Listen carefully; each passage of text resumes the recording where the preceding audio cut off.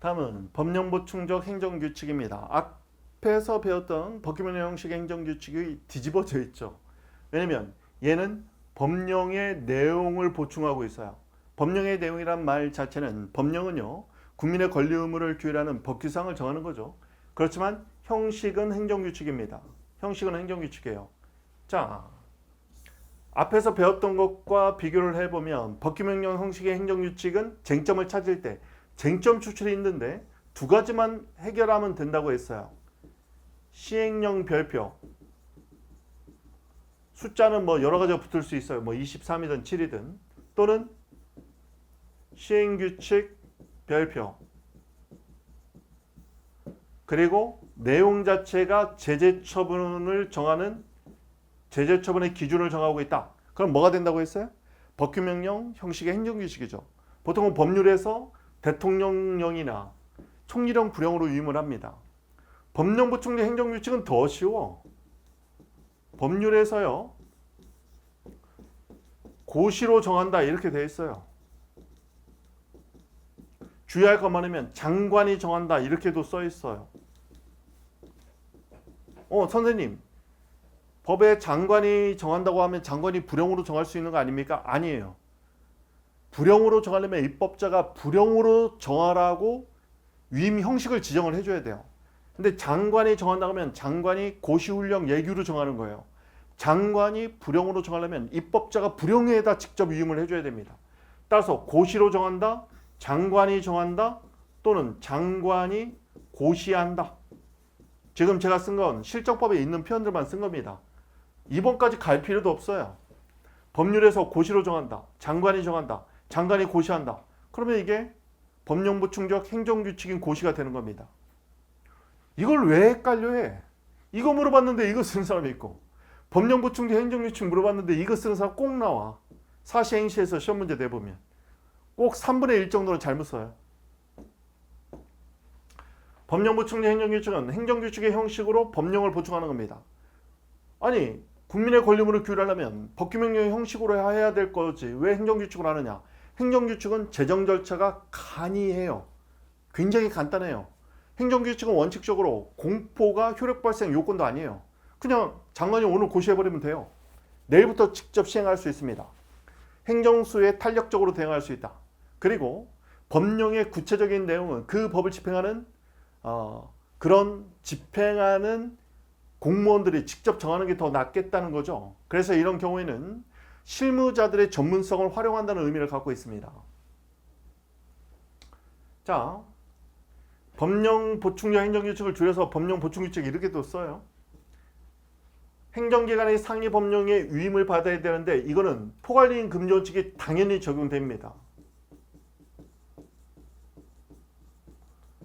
왜냐하면 국민의 권리의무를 규율하는데 헌법이 예시한 법규명령의 형식이 아니다? 그럼 더 구체적으로 위임을 해야죠. 행정규칙의 형식으로 상위 법령의 내용을 보충하는데 여기서 말하는 상위 법령의 내용이란 국민의 권리 의무를 규율하는 새로운 법규사항입니다. 새로운 법규사항이란 새롭게 국민의 권리 의무를 규율하는 거 얘기하는 거죠. 형식의 부족이라고 말하기도 합니다. 왜냐하면 국민의 권리 의무를 규율하려면 법규명령의 형식으로 해야 되는데 행정규칙에다 넣어버린 거죠. 실정법적 근거는 행정규제 기본법 4조 2항 단서, 그리고 최근에는 행정기본법 2조에도 법령의 종류 중에 이 법령보충적 행정규칙이 들어갔습니다. 가장 대표적인 조문을 예를 많이 들어요. 행정규제 기본법 4조 2항 단서. 법적 성질은요, 법규명령설은 법령의 내용을 보충하는 형식은 행정규칙이니까 내용이 실질이라고 했죠. 내용에 착안하면 법규명령으로 봐야 되니까 얘는 어떻게 보면 실질설이에요. 제가 실질설, 형식설보다는 이 이름을 쓰는 이유가 뭐냐면 법규명령 형식의 행정규칙에서의 실질설을 취하면 행정규칙이 되고 법령보충적 행정규칙에서 실질설을 취하면 법규명령이 돼요. 헷갈리잖아. 그러니까 이 이름을 쓰라는 거예요. 얘는 형식설이죠. 형식에 착안하면 행정규칙에 불과하니까. 법규명령설은 상위법령의 구체적 위임에 근거함으로 실질적 내용 자체가 국민의 권리물을 규율하고 있다면 법규명령으로 보자는 거예요. 행정규칙에서는 헌법이 예시한 법규의 형식은 아니라는 거죠. 고시 같은 게.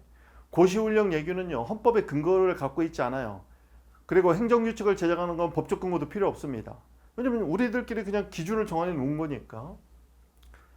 그래서 행정규칙이 불가하다는 견해입니다. 규범구체와 행정규칙서는 이건 독일 이론이에요.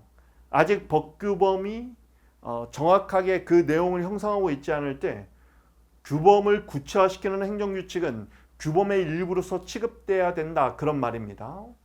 규범규체와 행정규칙서 이거는 이제 독일 이론이에요.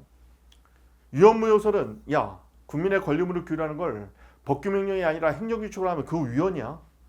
그런 견해죠. 김남진 교수님의 견해입니다. 아예 위헌으로 보는 거예요. 이게 이제 판례와 다설인데 법규명령의 효력을 갖는 행정규칙설입니다. 법적 성질은 행정규칙으로 보고 다만 효력만 대적 구속력을 인정하자는 견해입니다. 판례가 이 견해를 취하고 있어요. 대법원은 국세청 훈령이면 형식은 고시훈령, 행정규칙이죠. 행정규칙으로 재산 제세 모두 대자죠. 재산 제세 사무처리 규정을 정한 거 물론 소득세법 이런 세법의 위임을 받은 겁니다. 위임 한계를 벗어나지 않는 한 상위법령과 결합하여 이 결합이라는 단어가 아주 중요해요. 대적 구속력이 있는 법규명령으로서의 효력이 있다고 봅니다. 헌법재판소는 위임입법의 형식은 예시이기 때문에 헌법의 위임입법의 형식 75조 대통령령 그리고 95조 총리령 불령 또는 대법원 규칙 이런 것들은 다 예시로 보는 거예요. 예시라는 말은 뭐냐면 다른 형식도 가능하다는 거죠. 상위법령과 결합해서 상위법령과 하나가 되는 일체가 되는 한도 내에서 상위법령의 일부로서 대적 구속력이 발생한다. 판례 키워드는 나중에 암기해야 됩니다. 가장 핵심은 첫 번째 위임 한계를 벗어나지 않는 범위 내에서 상위법령과 결합해서 상위법령의 일부로서 이 세 단어를 꼭 써줘야 돼요. 상위법령의 일부로서 결론 대적 구속력이 발생한다. 자 여기 보세요.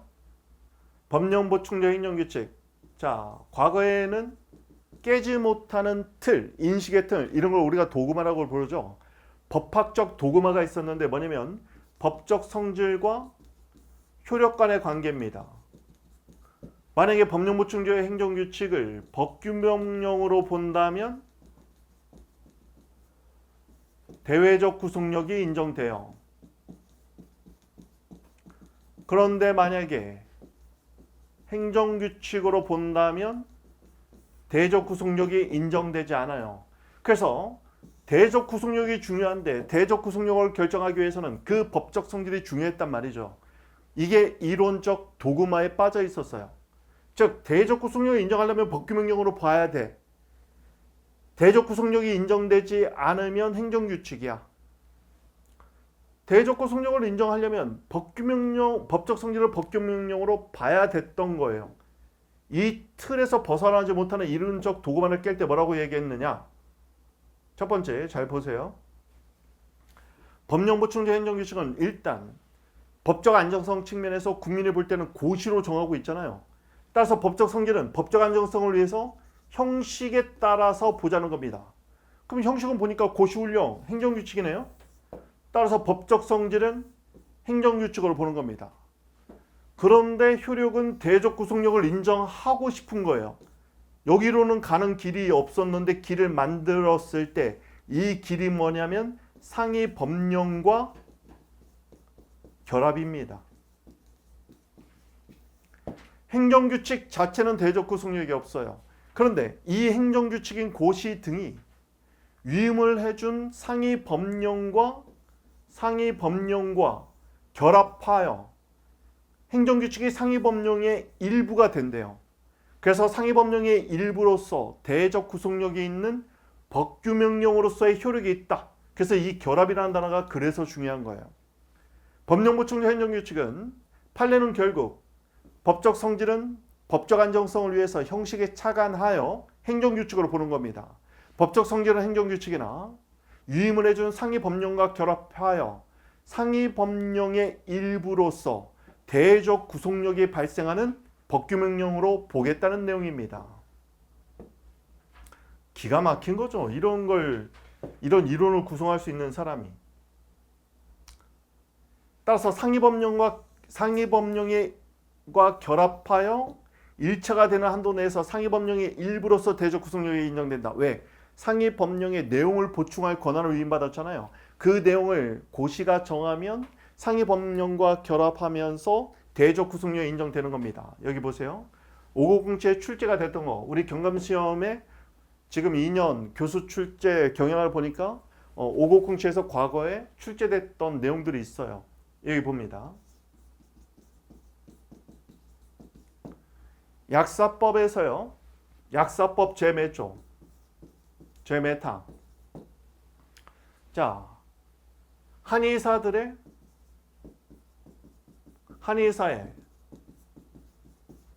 처방전이 없이 제조가 가능한 그런 한약재를 규정합니다. 그러면서 이 항에서 의사의 처방전 없이 제조가 가능한 한약재 종류에 관해서 고시에 위임을 해요.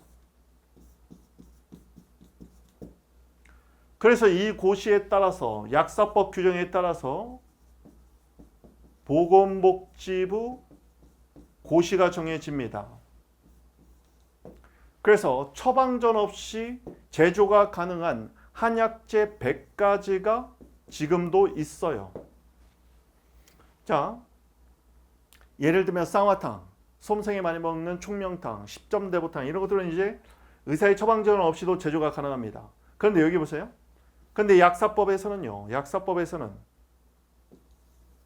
이 고시로 정한 이 100가지는 처방전이 없더라도 제조가 가능하기 때문에 처벌받지 않는데 여기에 해당되지 않는데도 처방전 없이 제조를 하면 나중에 보면은 예를 들면 10조라면 10조 2항에 위반되면 나중에 보면 약사법에 처벌 규정이 있습니다.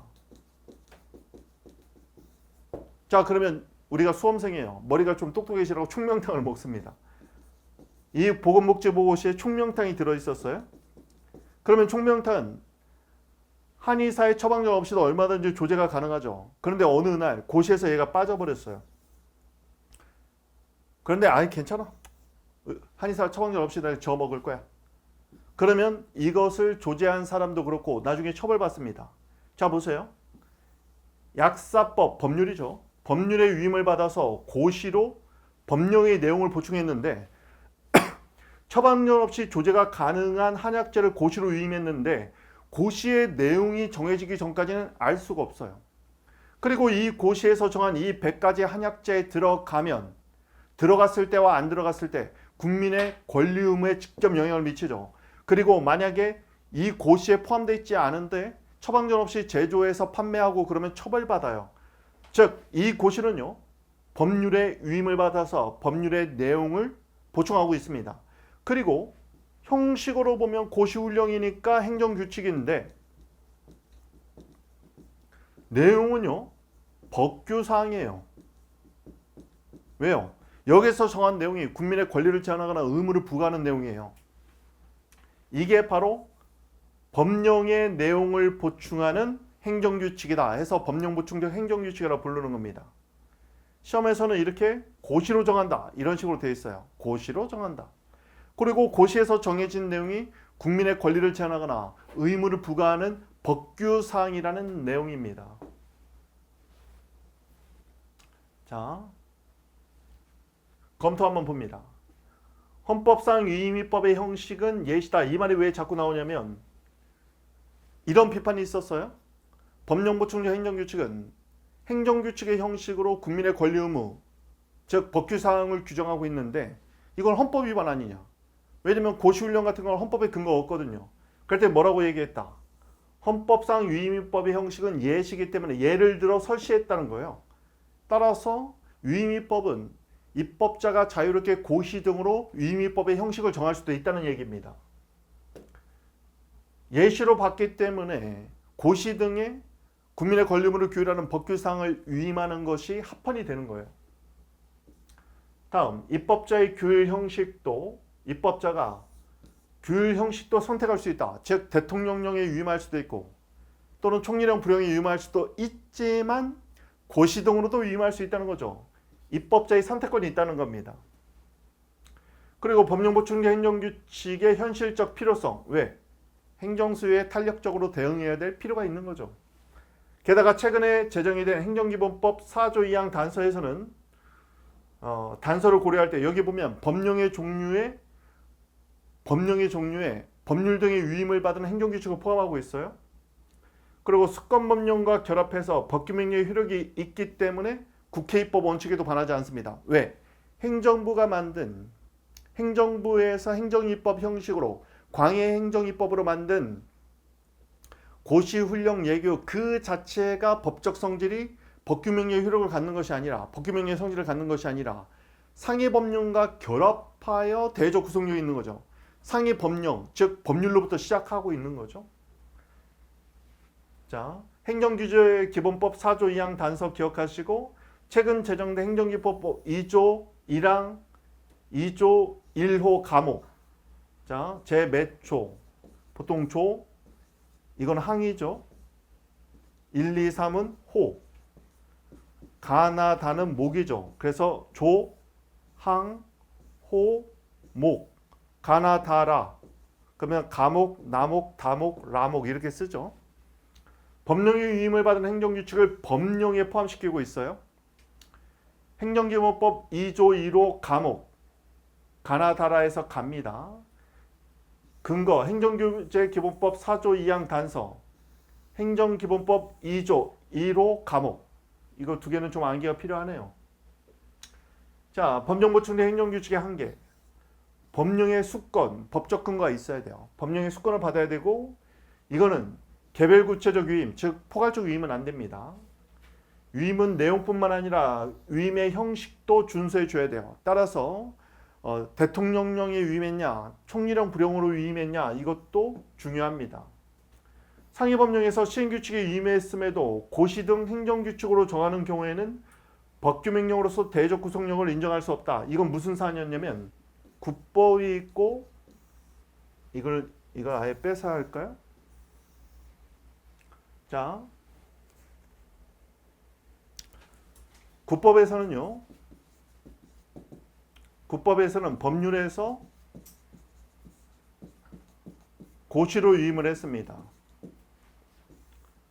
법률에서 고시로 위임을 했다면 얘가 뭐가 되는 거예요? 지금 우리가 배우고 있는 법령 보충적 행정규칙 줄여 쓸게요. 법령 보충규칙으로서 상위법령과 결합하여 대적 구속력이 있는 거죠. 근데 법이 개정됩니다. 신법에서는요.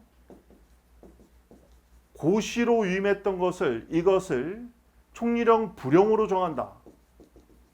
부령 다른 말로 시행규칙으로 위임했어요. 그러면 신법 적용하에서 봤을 때는 신법 적용하에서 보면 고시의 위임이 더 이상 돼 있지 않죠. 그런데 시행규칙 부령으로 정하지 않고 여전히 고시로 정해 있었던 겁니다. 이때는 이제 위임 형식을 부령으로 개정해 버렸기 때문에 고시는 근거가 없어졌죠. 그러면 대적 구속력, 이런 대적 구속력이 판례에 따르면 없다는 겁니다. 지금 이 말이 다 숨어 있어요. 어려운 표현이네. 판례를 정확히 모르는 사람들은 설명 자체를 하기 힘들 것 같아요. 상위법령에서 시행규칙으로 위임했어요. 법이 바뀌면서. 근데 국법에서는 고시 등으로 정했다는 거예요. 근데 고시로 위임했던 걸 시행규칙으로 위임 형식 자체가 바뀌면 이 고시는 더 이상 법적 근거가 없기 때문에 대적 구속력을 인정할 수 없다는 겁니다. 그리고 행정규제기본법 4조 2항 단서, 법령에서 전문적 기술적 사항이나 경미한 사항으로서 업무의 성질상 위임이 불가피한 사항에 관해서는 구체적으로 범위를 정해서 위임했다면 이게 포괄 위임은 하지 말라는 거죠. 고시 등이 이꼴 행정규칙이에요. 왜냐면 등에 다 들어가는 거죠. 훈령, 예규, 지침, 통첩 이런 게. 고시 등으로 법령의 내용을 규정할 수 있다. 이게 법령 보충적 행정규칙의 내용을 정하고 있는데, 첫 번째, 업무의 성질상 위임이 불가피한 경우에만 인정돼야 된다는 거죠. 업무의 성질상 위임이 불가피한 게 한계가 되겠고, 구체적으로 범위를 정해서 위임을 해줘야 되기 때문에 포괄 위임은 안 되는 거죠. 그리고 이런 구체적 범위를 정해서 위임을 받으면 그 위임받은 범위 내에서만 제정을 해야 돼요. 따라서 위임 한계를 일탈하면 대적 구성이 인정되지 않습니다. 법령 보충적 행정규칙은 첫 번째, 키워드 위임의 한계 범위 내에서, 위임 한계 범위 내에서 상위 법령과 결합하여, 위임 한계 내에서 상위 법령과 결합해서 상위 법령의 일부로서 대적 구성력이 발생한다. 즉 우리 판례는 법령 보충적 행정규칙의 법적 성질과 관련해서 위임의 한계를 일탈하지 않는 범위 내에서 상위 법령과 결합하여 상위 법령의 일부로서, 결론, 대적 구성력이 발생한다고 봤습니다. 그런 내용을 쓰면 되겠네요. 이거는요, 과거에 변호사 시험에서 10점짜리로 별도 출제가 됐었어요. 그래서 만약에 우리 경감승진에 나온다면 간단하게만 언급해주면 추가 점수는 받을 수 있을 것 같아요. 자, 헌법 40조와 75조, 대통령령이죠. 95조는 총리령 불용입니다. 입법 소유의 급증, 기능적 권력 분립. 입법 소유의 급증은 행정이 너무 복잡 다양해졌기 때문에 입법의 수요가 많아졌어요. 그리고 기능적 권력 분립은요, 형식적 권력 분립에 좀 대칭되는 개념으로 2차 대전 이후에는 형식적 권력 분립이 2차 대전 이후에 실질적 권력 분립으로 나눠집니다. 이 용어는 나중에 행정소송 파트에서 무명항고 소송에서도 나오니까 알아두세요. 형식적 권력 분립은 입법, 행정, 사법 세 기관을 나누는 거에만 주안점을 두고 있었어요. 그런데 실질적 권력 분립에는 레벤스타인의 동태적 권력 분립과, 이건 몰라도 돼요. 꼭 써야 되는 게 이 기능적 권력 분립입니다. 기능적 권력 분립은 입법, 행정, 사법뿐만 아니라 예를 들면 입법부 안에도 상원, 하원이 서로 견제와 균형을 하고 행정부 내에서도 부서제도를 통한 견제, 이렇게 다층 구조로 권력 분립을 기능적으로 실질화해야 된다는 겁니다. 그게 기능적 권력 분립이에요. 단순히 입법, 행정, 사법 세 기관을 나눠놓은 것만으로 권력 분립이 완성되지 않는다고 보는 겁니다. 다층적인 구조로 상원, 하원 또는 행정부 내에서도 어떤 독립기관들의 부서제도 같은 경우도 어떻게 보면 견제권, 유명무실하긴 합니다만 그런 견제와 균형의 원리가 다층 구조로 이루어져 있다는 거죠. 그리고 언론에 의한 통제라든가 시민사회에 의한 통제, 이런 것들이 기능적 권력 분립인 거죠. 왜냐하면 권력 분립을 하는 궁극적 목적은 뭐다? 법치주의입니다. 법치주의를 하는 궁극적 목적은 뭐예요? 국민의 기본권 보장이 있는 거죠. 따라서 현대의 행정 수요, 입법 수요의 급증, 기능적 권력 분립을 고민한다면 의회에서 모든 국민의 권리물을 다 규율할 수 없는 거죠. 이게 의회의 입법 독점주의는 지금 다층적인 이런 새로운 현실 속에서는 잘 들어맞지 않아요. 국회 몇 명 되지도 않는 국회의원이 모든 국민의 권리물을 다 규율할 수 없는 거죠. 그래서 통법부로 전략했다 이런 논의도 있죠. 그래서 이의 독점주의는, 입법 독점주의는 지금 현대사회는 잘 안 맞아요. 그래서 입법 중심주의로 가는 거죠. 중요한 권리 의무는 그래도 공동체와 구성원에게 기본적이고 중대한 본질적 사항은 국민의 대표인 국회에서 스스로 그 본질적 사항을 정해야 된다. 우리가 앞에서 법률요법의 적용 범위, 의회유보론에서 나왔을 겁니다. 지금은 국회 입법 독점주의는 입법 중심주의로 전환이 됐어요. 그리고 실제로 법 집행기관인 행정부에 많은 부분이 위임이 됩니다. 그래서 위임명령이 많이 나오는 거죠. 그리고 입법자는 규율 형식도 선택할 수 있는 권한이 있다. 즉 대통령령에 위임할지 총리령 부령에 위임할지 필요하다면 고시 등에도 개별 구체적으로 위임해 줄 수 있다는 겁니다. 따라서 헌법상 위임입법의 형식을 예시로 봐야 되는 거죠. 이런 거 써줘야 돼요. 지금 이 논의가 왜 나온 거예요? 국회에서 법률로 정해야 되는데 행정규칙의 형식으로 법령의 내용을 정하는 게 이게 가당키나 한 거냐? 이건 국회 입법 원칙에 반한다. 그랬더니 뭐라고 얘기했느냐? 현대사회는 행정 입법 수요가 너무 급증해 있어서 국회가 다 하기 힘들고 기능적 권력 분립이라는 관점에서 봤을 때 이제 의회가 입법을 독점하는 것이 아니라 입법 독점주의는 의회 입법 중심주의로 전환됐기 때문에 가장 중요하고 본질적인 기본적 사항은 니네가 정하되 나머지는 행정부에 어느 정도 위임을 해줄 필요가 있다는 거죠. 그리고 규율 형식의 선택도 입법자가 스스로 선택할 수 있는 거고 또 헌법이 규정하고 있는 위임입법의 형식도 예시로 본다면 고시 등으로 위임하는 것이 위헌은 아니라는 거죠. 여기 또 나오네요. 국회 입법 원칙 위반이냐? 행정기관이 행정명령이 고시 등으로 정했다 하더라도 상위법령과 결합해서 상위법령의 일부로서만 대조 구성이 발생해요. 결국 국회에서 만든 법률이 우선이 되는 거죠. 왜냐하면 상위법령이 법률에서부터 시작돼야 된다고 했죠. 법률에서 명령으로 위임하고 명령에서 고시로 위임할 수도 있고 이렇게 위임도 가능하고 이렇게 위임도 가능합니다. 그리고 입법자가 상세한 규율이 불가능할 때 왜냐면 현장에 있는 목소리가 필요한 경우가 있죠. 특히 이제 경관들은 그런 경우가 상당히 많을 거예요.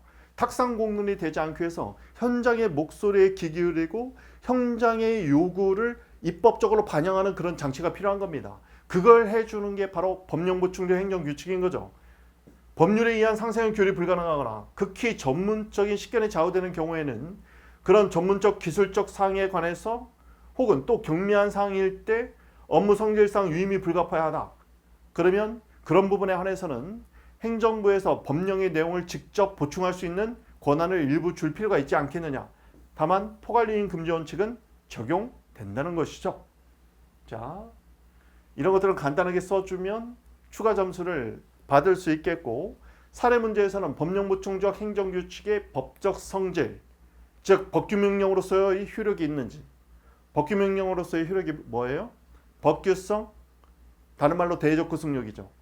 이런 법규성 또는 대의적 구속력이 인정돼야 위반할 때 위법이 되는 겁니다. 자, 예를 하나 들어볼까요? 노인복지법 등에서 65세 이상에게 노령수당을 주기로 돼 있었어요. 그리고 그 자세한 내용을 고시로 정한다고 돼 있었습니다. 그런데 법률의 위임을 받은 고시에서요, 노령수당의 대상자를 70세 이상으로 해버렸어요. 그럼 여기 한번 볼까요? 법률에 따르면 65세 이상은 노령수당을 받을 수 있는 대상자였는데 고시에서 70세 이상만 가능하다면 이 고시는 법률의 위임 범위를 준수했어요? 일탈했어요? 위임 범위를 벗어난 거, 이걸 우리가 일탈이라고 부르죠. 위임 범위 내에서만 상위 법령과 결합해서 대의적 구속력이 인정되는 겁니다. 위임 범위를 벗어나면 얘는 뭐예요? 더 이상 대의적 구속력이 인정 안 돼요. 그럼 그냥 행정규칙이 불가해지는 겁니다. 따라서 위임 범위 내에서 상위 법령과 결합해서 상위 법령의 일부로서만 대의적 구속력이 인정되는 거다. 그러면 국회 입법 원칙에 반하지 않는다는 것이죠. 자, 그리고 규율 밀도와 규율 영역의 특수성에 비추어서 전문적이고 기술적이라면 실제로 집행하고 있는 그런 전문가들의 의견을 반영시킬 필요가 있겠고 경미한 사항이다. 국민의 기본권 침해와 상관없다. 이런 것들은 행정부에서 직접 정할 수 있다는 얘기겠죠.